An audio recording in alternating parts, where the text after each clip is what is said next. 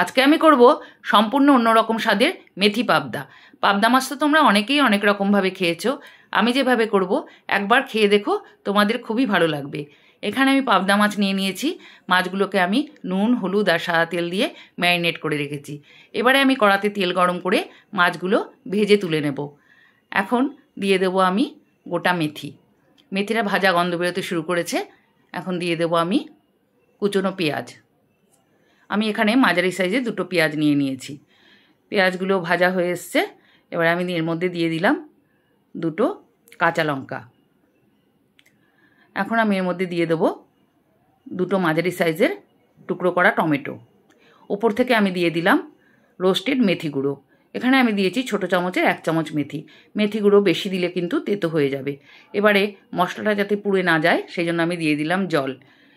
এবারে আমি এটাকে ফ্রাই করে নেব।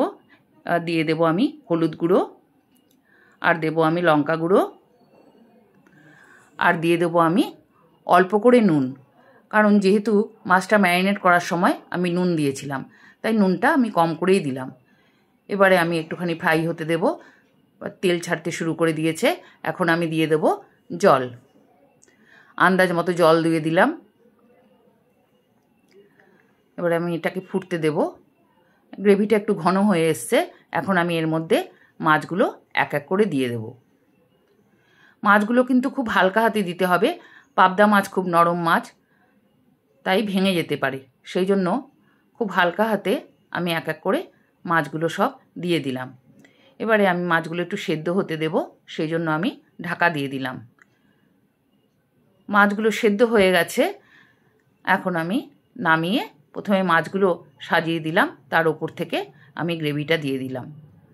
পুরো গ্রেভিটা আমি মাছের ওপরে দিয়ে দিলাম।